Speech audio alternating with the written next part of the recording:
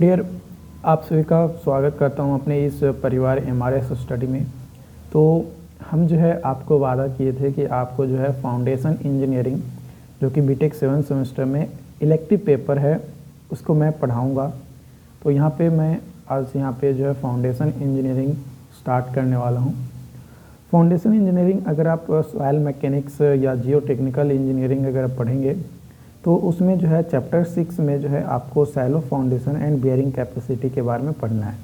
तो ये foundation engineering का कह सकते हैं कि पार्ट 1 है। इसके बाद फाउंडेशन इंजीनियरिंग में आपको डीप फाउंडेशन के बारे में या डीप फुटिंग के बारे में भी पढ़ना पड़ेगा।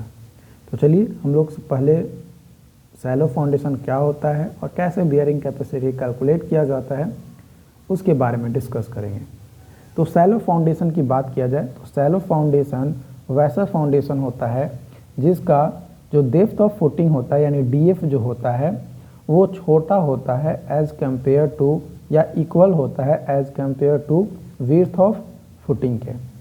तो उसको जो है सैलो फाउंडेशन कहा जाता है, यानी विड्थ ज़्यादा हो डेप्थ कम हो तो उसको जो है सैलो फाउंडेशन कहा जाता है। मान लो कि ये हमारा जो है फुटिंग ये हम बना रहे हैं, ठीक।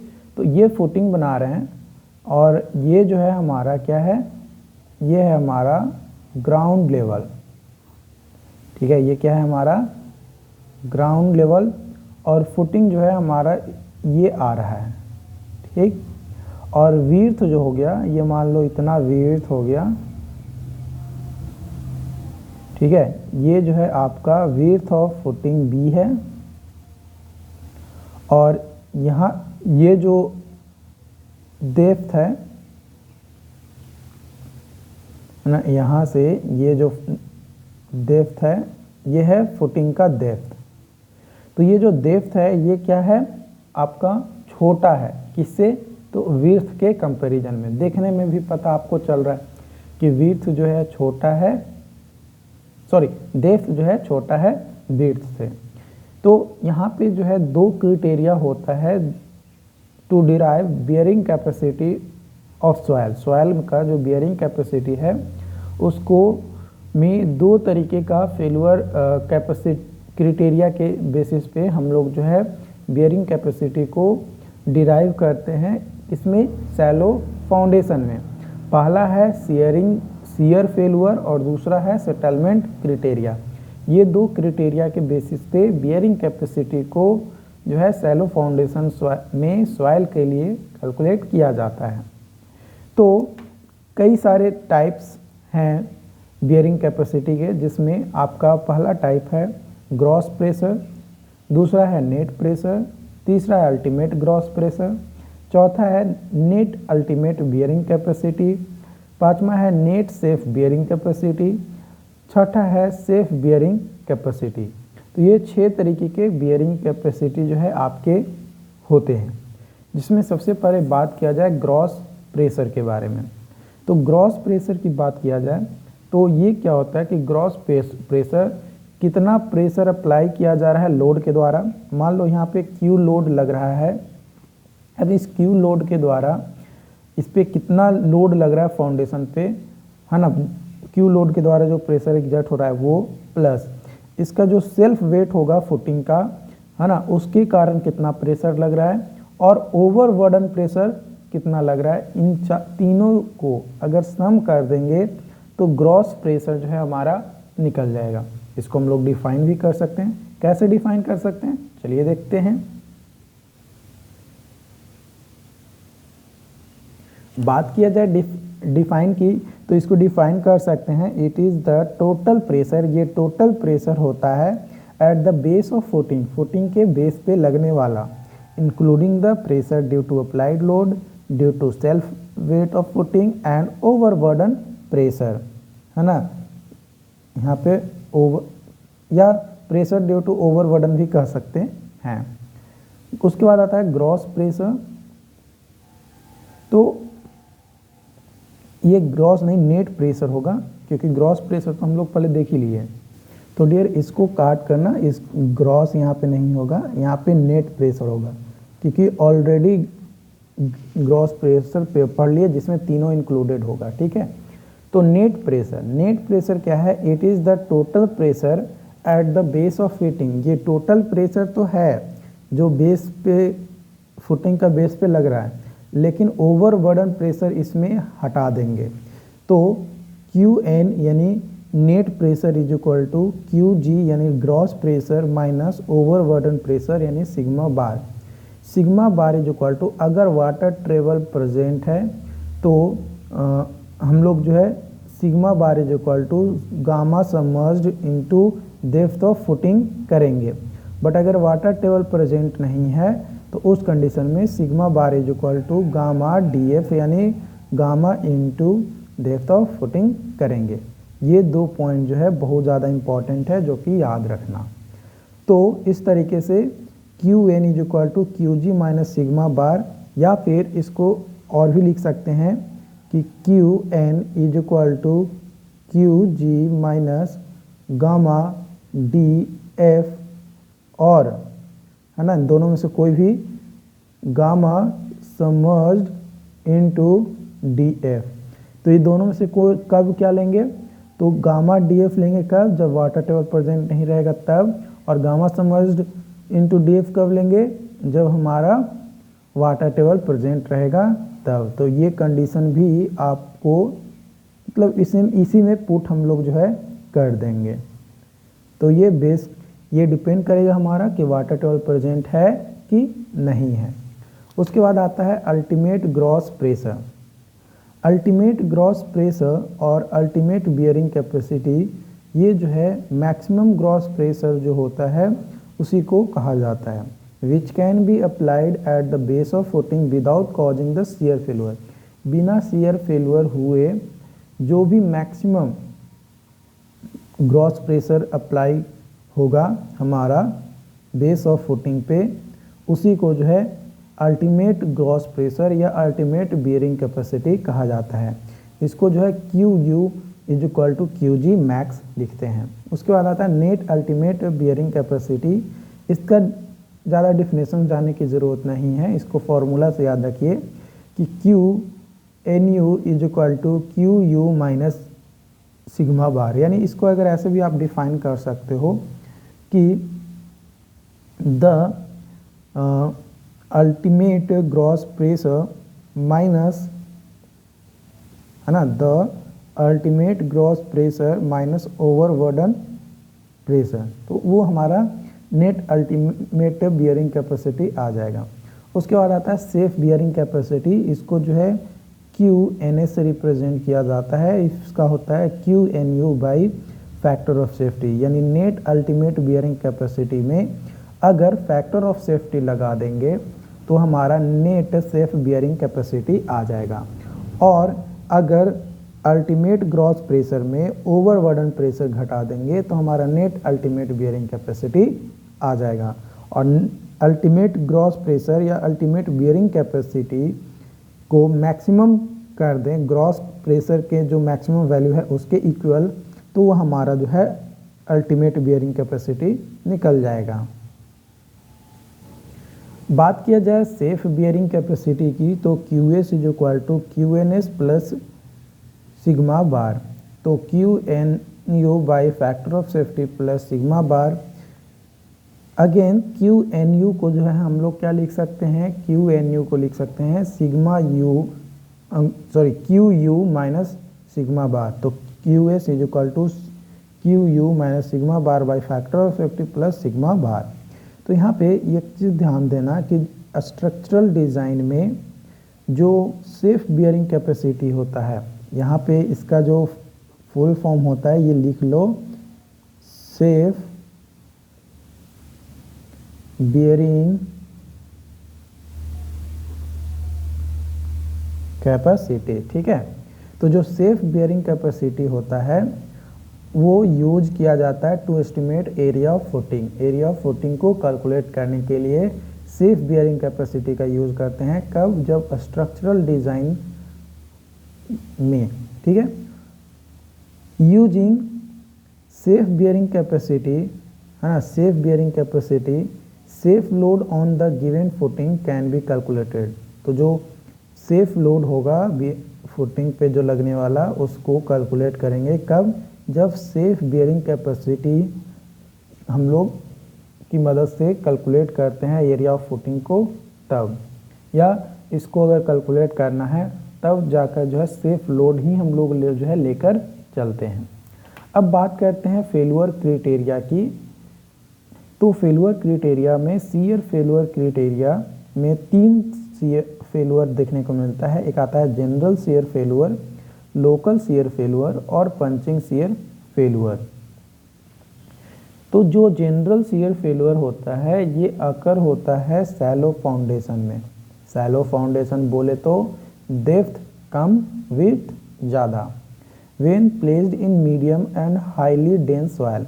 और कब होता है सैलो फाउंडेशन में, जब हम लोग जो फाउंडेशन मीडियम या हाईली डेंस सॉइल पे अगर फाउंडेशन को रखते हैं, फुटिंग को बनाते हैं, तब हमें जो है जनरल शियर फेलुअर देखने को मिलता है। At the time of failure foundation, जब फेलुअर होता है या जनरल शियर फेलुअर का जो टाइम होता है, उस time foundation will get tilted and large bulging of soil occurs at one side, है ना। सॉइल जो है एक साइड बल्ज होता है या फिर जो फाउंडेशन है वो एक तरफ जो है झुक जाता है, तो उसको जो है कहा जाता है बल्जिंग या टिल्टिंग। कब, जब जनरल शियर फेलुअर होता है तब। बिफोर द फेलुअर, फेलुअर होने से पहले very large settlement occur and stress zone और failure plane will reach up to ground level. जो सेटलमेंट होता है बहुत वेरी स्मॉल सेटलमेंट होता है, और यहाँ पे जो है स्ट्रेस जोन और जो फेलुअर प्लेन होता है वो क्या होता है, ग्राउंड तक पहुँच जाता है। ठीक है, कहाँ तक पहुँच जाता है, ग्राउंड तक पहुँच जाता है। कब, बिफोर फेलुअर, फेलुअर होने से पहले। The clear failure is observed in load settlement curve.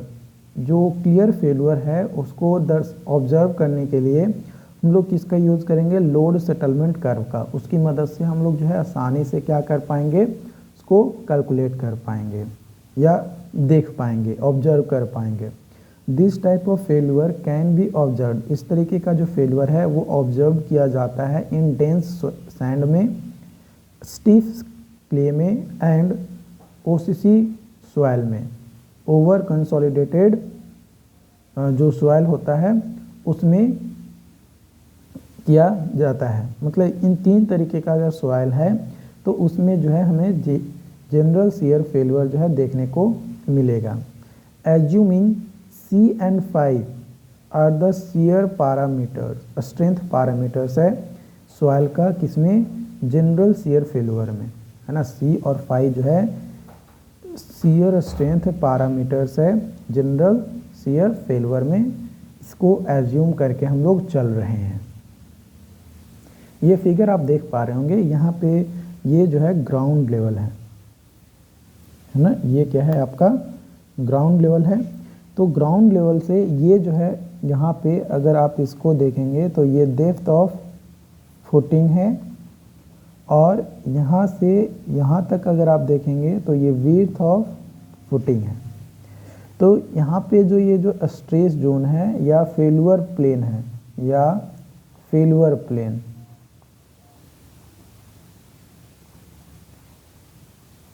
Stress zone या फेलुअर प्लेन जो है वो कहाँ तक चला जा रहा है, ग्राउंड तक पहुँच जा रहा है। ठीक है, और ग्राउंड तक पहुँचने के बाद इसके आसपास का जो सॉइल है वो थोड़ा उठ जाएगा। क्या हो जाएगा, उठ जाएगा, जिसको जो है हीविंग या बल्जिंग कहा जाता है। ठीक है, ये जो है आपका फाउंडेशन है। ठीक, तो इस तरीके का फंक्शन हमें किस में देखने को मिलता है, जनरल शियर फेलुअर में। ठीक है, इसी का लोड सेटलमेंट जो कर्व था वो अगर देखें तो पहले क्या होगा, लोड के साथ ये कॉन्स्टेंटली सेटलमेंट इंक्रीज होगा, इंक्रीज होगा, इंक्रीज होगा। ठीक है, लेकिन फेलुअर के पॉइंट में ये मैक्सिमम आएगा लोड के कारण से, और यहाँ पे फिर थोड़ा सा बढ़ेगा और फिर अचानक सेटलमेंट जो है घट जाएगा और एकदम कांस्टेंट हो जाएगा। ये किस में कंडीशन देखने को मिलता है? तो डेंस सैंड, क्ले और ओसीसी सॉइल में, है ना, ओसीसी सॉइल में ये कंडीशन जो है देखने को मिलता है, या इस तरीके का फेल्यूर जिन होता है सॉइल के अंदर, अगर इस तरीके का सॉइल है तब। इसमें कुछ जो कांस्टेंट कह सकते हैं, parameters according to IS code के अनुसार, या फिर स्टैंडर्ड डाटा कह सकते हैं, जो कि एक्सपेरिमेंट करके जो है प्राप्त किया गया है। फाई जो है ग्रेटर दैन 36 डिग्री, आईडी यानी रिलेटिव डेंसिटी जो है वो ग्रेटर दैन 70%, वॉइड रेशियो जो है less than 0.55 and SPT value, है ना, एसपीटी वैल्यू जो है ग्रेटर दैन 30। ये किसके लिए ये होता है? जनरल शियर फेल्यूर के केस में।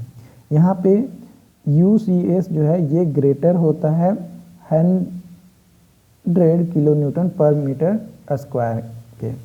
अब बात किया जाए यूसीएस, है ना, यूसीएस का मतलब क्या होता है? तो यूसीएस का मतलब होता है अनकन्फाइंड अनकन्फाइंड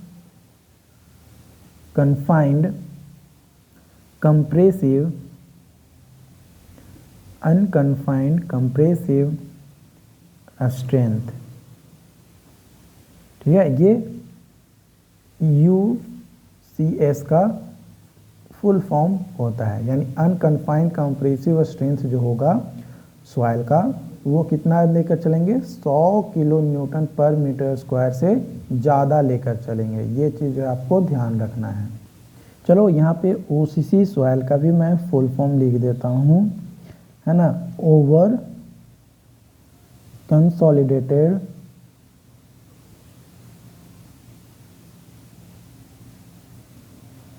क्ले सॉइल। ठीक है, ये फॉर्मूला भी मैंने आपको यहाँ पे लिख दिया। ओके, अब बात करते हैं लोकल शियर फेल्यूर के बारे में। तो लोकल शियर फेल्यूर क्या होता है? ये आकर होता है शैलो फाउंडेशन में। कब? जब हमारा loose to medium dense soil के बीच में जब रखते हैं फाउंडेशन को या बनाते हैं, तो उस कंडीशन में लोकल शियर फेल्यूर देखने को मिलता है।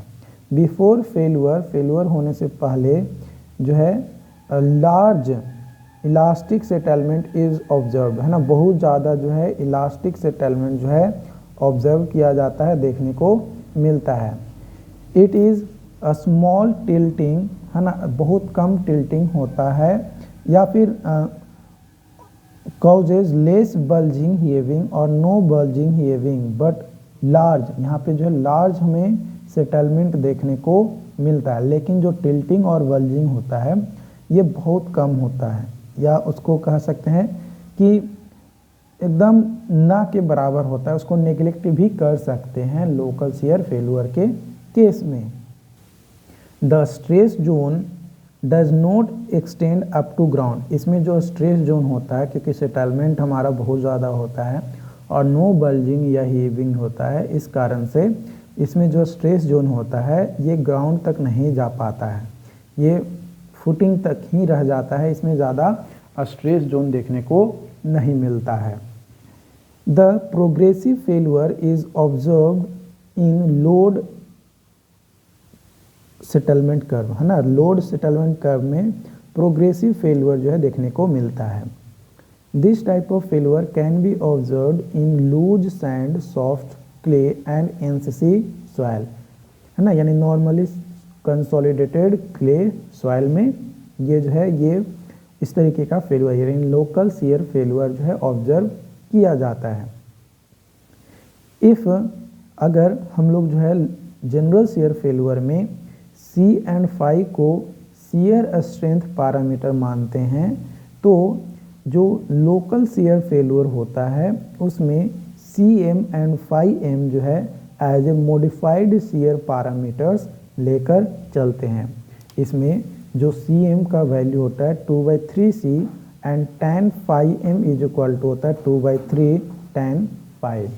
यहाँ पे इसको जो है फाई भी आप यहाँ पे कैलकुलेट कर सकते हो। फाई अगर कैलकुलेट करना हो तो phi M is equal to calculate करेंगे tan इनवर्स 2/3 tan फाई। तो ये फार्मूला अगर यूज करते हैं तो इस फार्मूला का यूज करके आप लोग जो है फाई एम का वैल्यू कैलकुलेट यहाँ से कर सकते हैं। इसका अगर फिगर देखेंगे तो कुछ इस तरीके से जो है लोकल शियर फेल्यूर जो है देख का फिगर मिलेगा। यहाँ पे ये जो है ग्राउंड लेवल है, ठीक है। ग्राउंड लेवल पे बहुत कम टिल्टिंग या वल्जिंग जो है देखने को मिलता है, या बहुत कम या ना के बराबर होता है। और इसका जो स्ट्रेस जोन होता है ये मैक्सिमम पहुँचता है। तो ये जो फुटिंग का ये जो लेवल है यहाँ तक पहुँचेगा, लेकिन ग्राउंड तक ये जो है नहीं पहुँच पाएगा। ये जो इसका स्ट्रेस जोन है वो ग्राउंड तक नहीं पहुँच पाता है। इसमें कुछ डाटा दिए गए हैं। अगर सैंडी सॉइल है तो phi less than 28 degree, relative density less than 20%, void ratio greater than 0.75 और एसपीटी वैल्यू जो है लेस देन 5 होता है।